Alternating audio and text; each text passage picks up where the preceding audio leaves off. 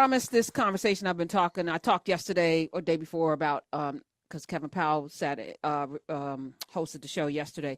I was talking about Emmanuel Acho, who felt the need to very venomously, very strongly excoriate Angel Reese publicly and dress her down. And, you know, if you're going to be a villain, you're going to cry, don't play the victim and all of this. And it was the kind of commentary that was like, you're doing a lot here, sir, a whole lot. I don't understand it. She's still a young lady. Whether she had bravado or not is irrelevant. His commentary disturbed me to the point where I had to say some things. Apparently I'm not the only one, because a lot of people were feeling the same way. And you know it's bad when Jason Whitlock takes your commentary and praises it. So that's how you know when you're on the wrong side of history. That's how you know you are wrong. When Jason Whitlock goes, thumbs up, dude. So he responded. I'm hesitant to play it, but I need to play it because I want y'all to comment on it.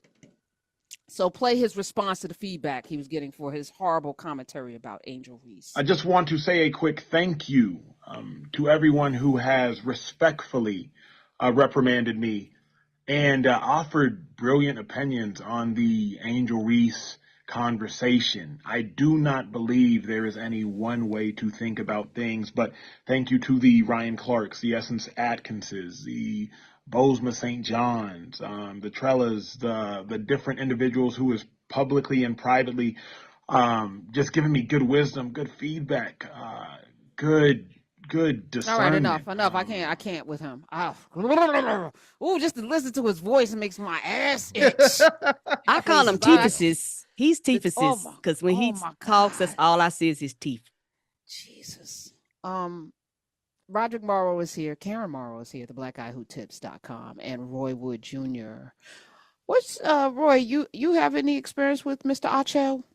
No, I've never worked with the brother. I know he stirs the pot a lot. I will say with regards to everything that's unfolded with Angel Reese, I think that the issue is that people have conflated being tough on the court with people talking trash. Fans talking trash to Angel Reese, that's part of sports across all genres and genders.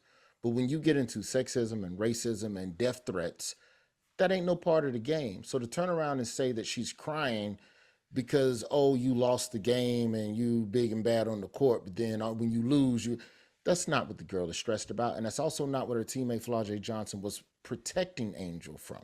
She wasn't getting in front of people going, yay, Hawkeyes, we like Caitlin Clark. She was getting in front of the people who are using that game to justify racist vitriol that they already had before the game even tipped off. And Angel was going to get a lot of that hate. It might have even been worse if she'd won. Mm-hmm. That's right. Because you beating the white girl that's got white. Look, sidebar.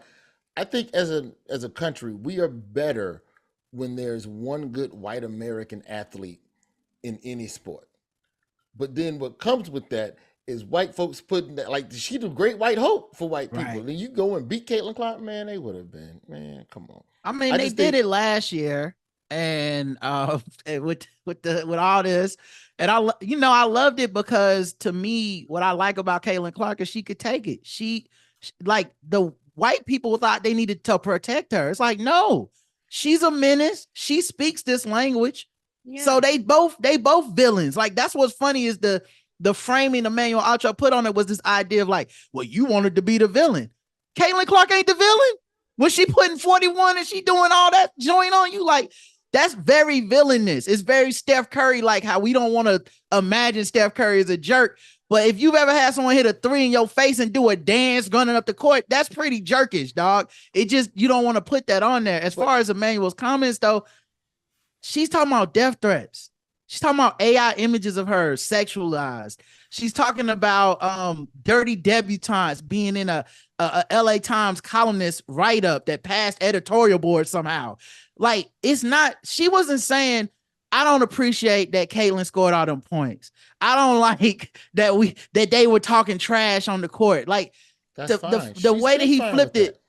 Yeah, exactly. The way that he ignored that to make it seem like it's just a basketball discussion. I mean, and then to top it off with, it's not about, I'm gonna give y'all a race neutral, gender neutral answer. Nah, by refusing to acknowledge those elephants in the room, all you doing is just playing right into the hands of white supremacy with that. But that's kind of his bag. That's his bag, and it's very irritating because when he talked, he skipped the question. Like, she was asked a specific question and she gave an answer. So he was like, it don't matter what she was asked, I'm going to go off her answer. And so from there, you kind of misleading people moving forward. He was going off of her tears. Right. Like, you don't cry. And I was like, and for me, the whole element, we're still talking about young people who, according to the psychologists, the brains aren't fully formed. So however they behave, we all been 21 years old. Damn, yep. I don't think I could have handled the pressure. I every day thank the Holy Spirit, the Lord Jesus, teenage Jesus, and into me. But anyway, 30-year-old Jesus for not having social media when I was that age, because I was doing what some wild. I said I'd have been out online just doing little but like this. I tell old people, I was like, quit judging these young people. You are no better. I say, y'all was out here shaking your butts and doing all this stuff. And if Polaroid cameras or your mom and dad and all this stuff, don't act like you better. You're not. It's just was not being recorded to live forever. In the tournament this year, the Utah's women basketball team had to be moved because of racism. So like in Idaho, the games they were playing in Idaho. Yeah. So we talking about an issue that's even bigger than Angel Reese, and you jump immediately into there's no crying in baseball. It's just such a dumb take. And all the professional people professionally got him together. You would think it would bother you that you put out an opinion, and and maybe you would apologize if every black woman who read it except Sage Steele was reading you for filth. But this brother ain't. He don't feel that way. And of course, Candace probably. Good job, buddy. Need Caitlin Clark to ball out so that racist folks stay home to root on Caitlin Clark. I'm telling you. Yes. This country is safer when white people are saying? good at a sport. When a white American is good at a sport, more racist white people stay at home and don't do racism out and about. I have the statistics. I ain't got a moment right now. That was the problem with January 6th. Yeah, that was the problem. Y'all remember. Crack didn't get in the hood until Magic Johnson beat Larry Bird. That's 86. Yep. 85, 86. All of a sudden, CIA got spare time. Hang on, the FBI boys, as they call them.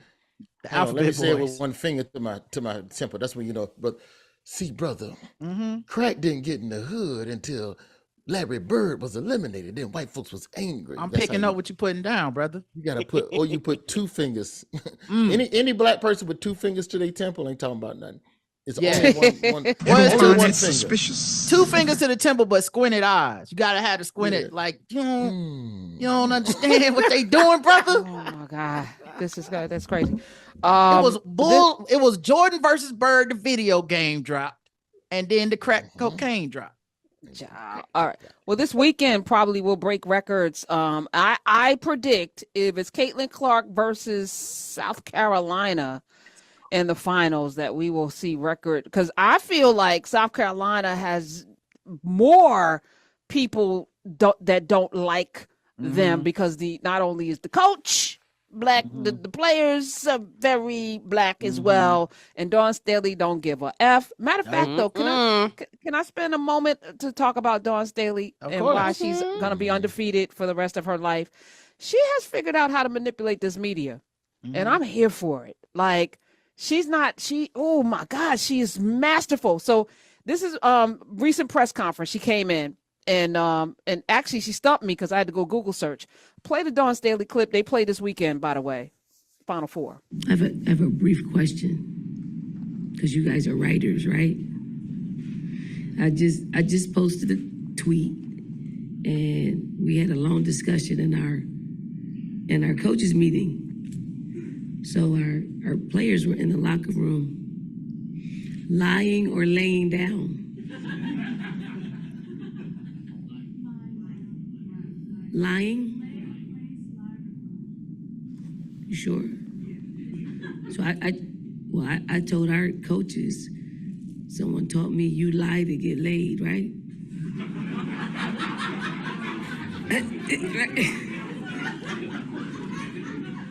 Sorry. So excited to be here. And she usually comes off like y'all, like she's not media said, "Ooh, she playing rope a dope on their asses. I'm loving it." This is gonna be hard for them to say some things now, especially that the table's been set. I appreciate this. Yeah, I do wonder. Because I don't think anybody could beat South Carolina. And if somehow Caitlin Clark pulls that off, she gonna immediately go into that discussion about greatest, because it'll be one of the greatest runs. Because South Carolina, to me, I feel like they dog walk anybody on the court. Every time the game start, I feel like, okay, we got us a look. Oh my God, no, get off of it. Oh God, they killed them. Like it be 20 minutes in, up 20, no contest. I can't picture them girls from Iowa doing any of that stuff to them. If Caitlin Clark beats South Carolina, we're going to get DE&I initiatives back in the corporate workspace. We're going to have to. Damn, we're going to have to. That justifies. White folks going to be. Oh my God. We might get reparations? Is that what you said, Roy? I hope so. Nah, she'd have to go back to back. Yeah, she had to stay in school. She had to stay in school one more year to get us all the way back to reparations. You know what, that's Negroes? crazy. Go ahead. Go and get your little reparations. You know what? Brother, Damn. Go Hawkeye. We'll send them a little something. Maybe we was wrong about this Voting Rights Act, man. Y'all need the help. Oh my God. So we just don't know what else to do. We just discovered the cure for racism. Can I also say I'm so happy that when they did beat LSU, that she did not do that damn taunt back, because I'm the kind of petty that I would have waited all year to get them back, to be like, oh, what happened to this? She was like, nope, I'm not going to do that to America. And that's the reason that everything is not on fire today, is because she didn't do that, because we was mad Monday night. You putting too much on this young lady. By the way, that game, 11.84, as I mentioned this week, the largest audience, male or woman. It exceeded the World Series from last year, the viewership. And the last time a women's game, this is ironic, last time a women's game had this much attention, 1983. USC, that's Cheryl, that's Cynthia Cooper, Pam and Paula McGee, and Cheryl Miller versus Louisiana Tech and Kim Mulkey. Wow. That was the last time USC whipped that ass 64-58. That was the last time this many eyeballs was on a women's basketball game. Wow. Which is ironic. Yep. So we're gonna see something, I think, this weekend. I think they're gonna break records, and there's a lot of tension. And I love it. I'm ready.